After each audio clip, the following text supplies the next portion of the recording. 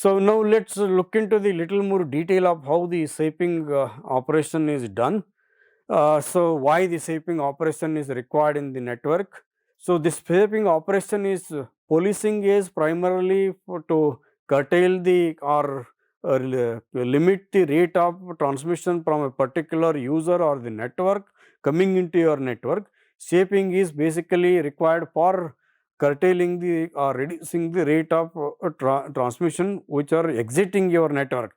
You don't want your traffic to exceed the agreed upon limit or maximum ceiling. Then how do we exactly do that? So it might also be the case that the bandwidth transmission, so the network 1 has got a higher capacity and it is connected to a large number of the users, but the network 2 has got a limited capacity and is not able to transmit or handle as many number of the packets as the network 1.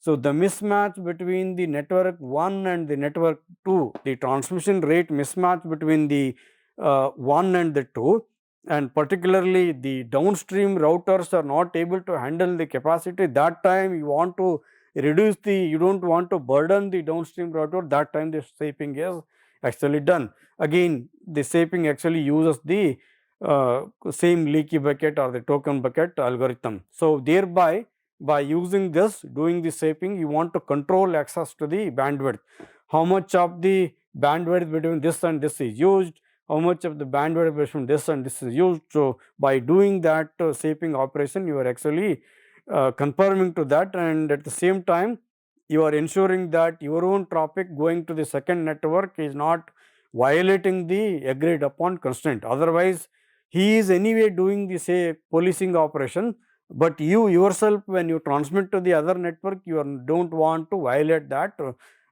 agreed upon rate. So that is why shaping, that is where the shaping is actually used. So you want to regulate your own traffic flow to the other network entering the other network.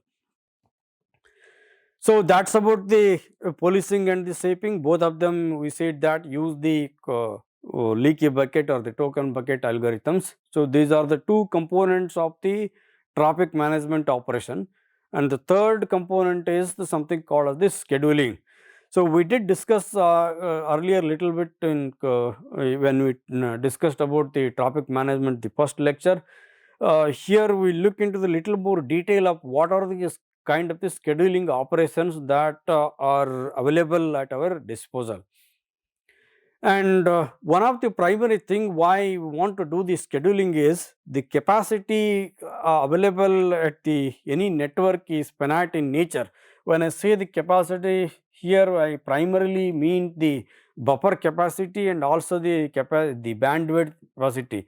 So here is a picture. Let's assume there is a router, and this router R1 is receiving traffic from the user U1, user 2, and so on, some user 10, and there is a capacity C that is available. C corresponds to the network bandwidth. The outgoing link connected to the router R1 has got a finite capacity C, and these users U1 to U10 are transmitting parallelly, and they are sharing the same capacity link available. So by if I want to give more priority to user 1's transmission, how do I do that? If I want to give least priority to user 10's transmission, how do I do that? So that differentiation is actually brought by using something called the scheduling operation. So one simple thing is one thing is the by sharing the outgoing link, you are utilizing the, you are bringing the optimization of the resource available resources.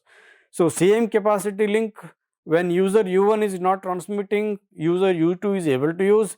When both user 1 and 2 are not transmitting, the remaining 8 users are actually sharing that capacity. Assuming at any point of time only one user among the 10 is transmitting, he is getting the complete share to the A1. So in a nutshell, what we want to do is whatever the resources available, I don't want to keep that idle. I want to utilize it the fullest capacity. At the same time, all of them the available user, you want to serve the more number of the users. The best way to do and that too even more number of the users with a differentiated survey quality of service. So, one user traffic is given the priority over the other one. So, that is what is implemented using the packet scheduling. So, as I said, the goal here is to maximize the utilization of the available. At the same time, you want to give a fair share of utilization to all the transmissions or all the users. I don't want to maximize the transmission of certain user traffic at the expense of the other users without giving any share to the other user. I don't want to hog the network. One user traffic is only taking the complete bandwidth. That situation I don't want. So, any scheduler that you design need to ensure that these two conditions. One is maximizing the utilization of the available bandwidth or the resources, and at the same time you want to be fair to the all the users or all the applications or all the network from which you are actually receiving the traffic. There are bunch of algorithms or mechanisms that can use. This scheduling operation is in turn governed by the how much of the bandwidth you want to give. So, they work in tandem. Policing, shaping and the scheduling operations work in tandem, and so something which is not confirming, you want to apply the traffic shaping or the policing action, there you first decide and then you put it inside the buffer, and from that buffer you actually alter the scheduling operation and then you bring the notion of the priority. So, this operation which requires you to alter the way in alter the order in which the packets are exiting your router requires you to do some kind of the computation, and you want to bring the fairness among the users and the applications. So, there are bunch of scheduling algorithms available. These scheduling algorithms are broadly classified into different categories. One is called as the class based scheduling algorithms and flow based scheduling algorithms.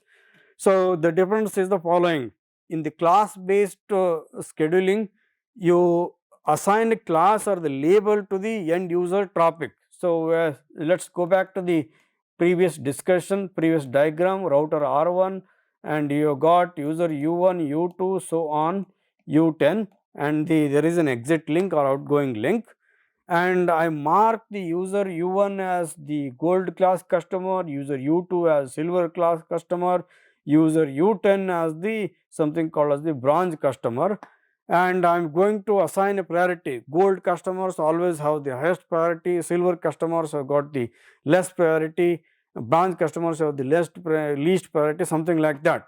So, I map the users into some available classes, and then each class is given a priority and accordingly you do the scheduling operation. That is how this scheduler works. Uh, the other way of doing the scheduling is something on the flow based scheduling. So, user wants traffic is marked as one flow, user used traffic is marked as the second flow, and user used tends traffic is marked with some other flow, and then you write a rule by using a combination of the source, whose users traffic it is, which application it is. So, from the same user, if multiple applications might have different priority assigned to that, you can bring fine grained notion of the priority when you do the flow based scheduling. So, you can map it to the earlier discussion that we had with respect to the packet classification. Packet classification is actually done with a set of rules, and using those rules you are actually doing the differentiation, and this exactly same thing is happening here. The scheduling operation. Scheduling is one way to implement what the classifier is actually telling you. So, this is the flow, you want to take this action, then how do I do that? I tell my scheduler to do work accordingly. I want to transmit this faster, quicker, I want to delay this, I want to drop this. Accordingly, your scheduler can work what to drop, what to transmit it quickly, and the rules and the rules dictate what to transmit or what to be given priority. And the second class of the algorithms or the mechanisms or second classification is something with the preemptive and the non-preemptive scheduling mechanism. If you can recollect our earlier discussion, a router has got a queue and the packets are arriving and they are put inside this queue. Let us say P1, P2, so on, P6 are now inside this queue, and let us assume for the sake of discussion that this queue capacity can accommodate only 6 packets and 6 packets are already full, and a new packet arrives, P7 arrives at the input queue on the line card, and you do not have the capacity to place that P7. Now, it depends on the mechanism how your scheduler is working. If you have assigned the notion of the priority, let us say P1, P2, P3, P6 are having the priority 1, 1, 1, 2, 2, 2, something like this, and P7 has got highest priority, let us say 3. Now, a higher priority queue has arrived at the input port, and you have already marked in what order the packets already queued up or the buffered inside your router are going to exit the router. The order of the scheduling is decided. Maybe I am going to transmit this packet in this order 1, 2, 3, 4, 5 and 6. This order is decided, and if your router you are giving the priority to P7, now what you do? So, all these packets have not exited the router, they are queued up, but they are, you decided in what order you are going to send them.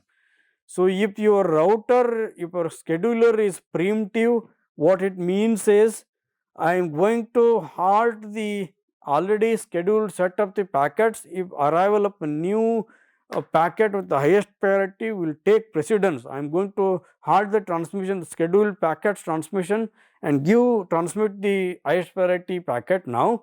This action is called as a preemptive scheduling, and in the non-preemptive scheduling, although this might be highest priority queue, but already I have made up my mind in what order I want to transmit it.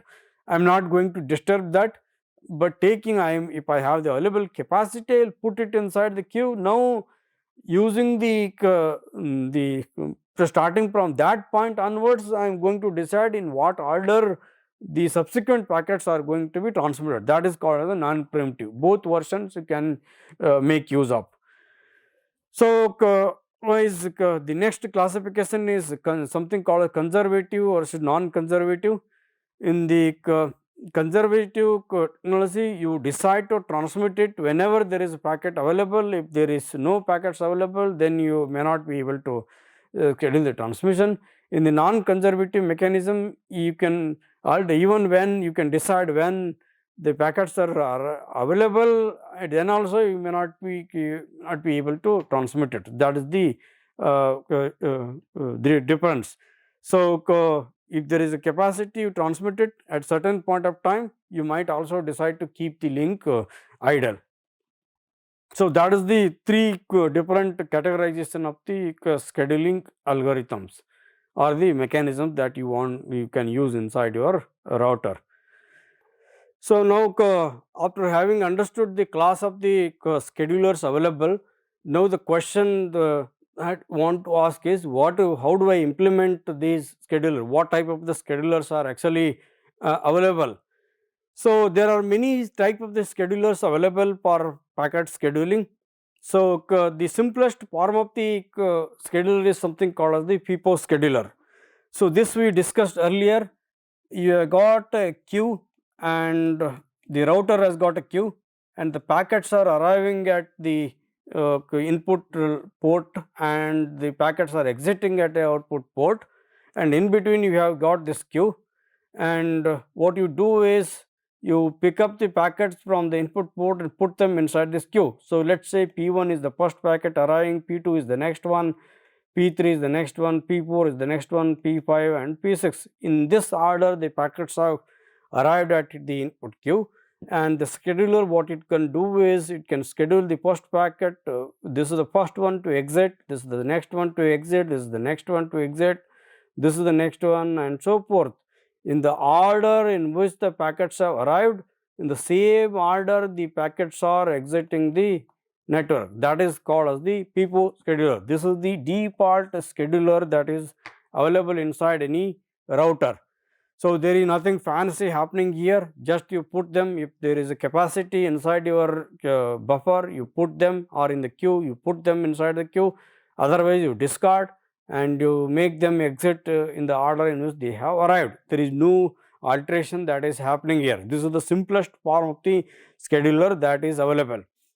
So, if you can recollect our earlier discussion, so many of them routers may have multiple queues. Maybe I might have 3 queues. Let me call those queues as Q1, Q2, Q3. This is queue number 2, this is queue number 3, and there is an output line. The scheduler which is sitting here is picking packets from this queue, it is also picking packet from this queue, and this is picking packet from this queue, and the packets, incoming packets, are put inside this Q1, Q2, Q3. And what I can do is I can tell my scheduler yes to pick up packets, one packet from the Q1, one packet from the Q2, and one packet from the Q3, and you go in order, you recycle. So, every time you pick up one packet from the Q1, you pick up next you pick up one packet from Q2, and so forth. So, it is not necessary that you have only 3 queues, but multiple of them might be available, n queues. So, you sequentially go one after the other and then you recycle. So, this is called as the round robin scheduler. In a way, round robin scheduler is again not doing anything fancy. It just your packets are segregated and put into different queues, and then it is picking equal amount of the packets from the each of the queues. So, now only differentiation that you can bring here is if you are able to put the packets, let us say a particular user's packet or particular application packets are put inside the queue number 1. If the rate of arrival of that packets from that application or the user is different, then the number of the packets that are available in the Q1, Q2, Q3 might vary. So, different applications are transmitting at a different rate, and assuming I put for each application I have a queue, then the number of the packet inside this queue might vary. So, at any point of time, if certain queues are not full, they do not have the packet to transmit. Let us say for the sake of discussion, Q2 does not have any packet to turn inside its queue. Now, the packets from the Q1 and Q3 are picked up.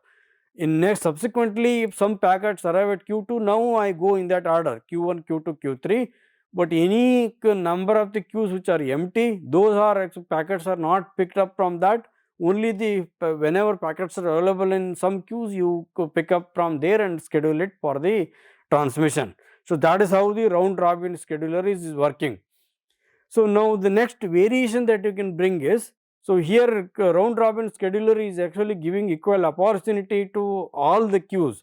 So, you are not really able to differentiate when the transmission rate of all the applications are equally good, or it is just sufficient to put the queues full, then the round robin scheduler is not exactly doing anything fancy. It is as good as the first in first out scheduler with slight difference.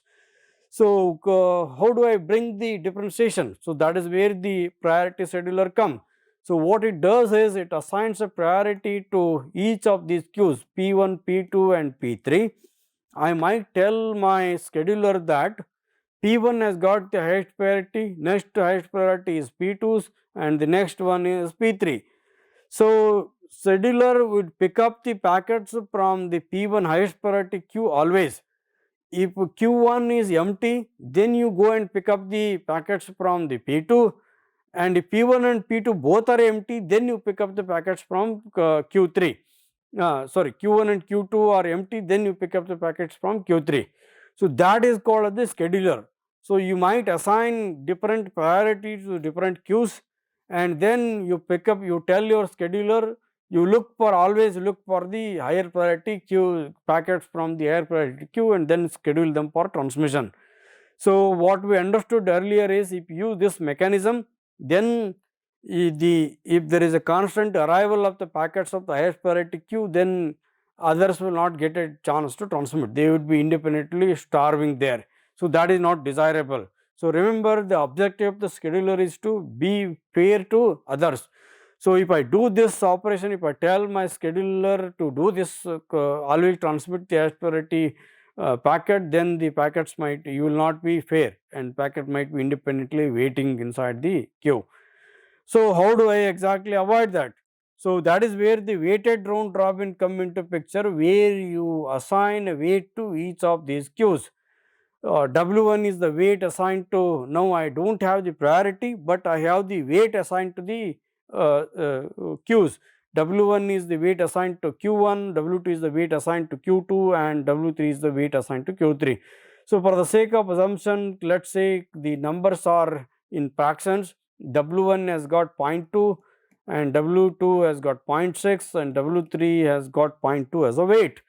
And what it means is, if you have total Q1, Q2, Q3 has got 10 packets to transmit, every 2 packets exiting are selected from the Q1, there will be 6 packets selected from the Q2 and another 2 packets are selected from the Q3. Together you would be able to transmit 10 of them.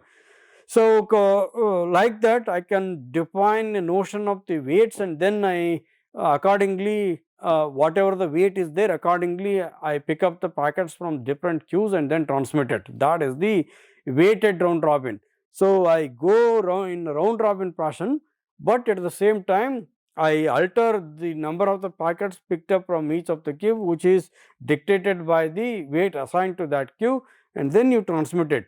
Now you can think of a simple utilization of this one is, maybe the highest priority one, which is a 0.6, is serving the user which has got the highest priority, or the application which has got the highest priority, and the remaining the Q1 and Q3 have got the other priority. The next 2 applications have got the same priority, and they are served from this Q1 and Q3. That is how you utilize the scheduler to bring the differentiated service.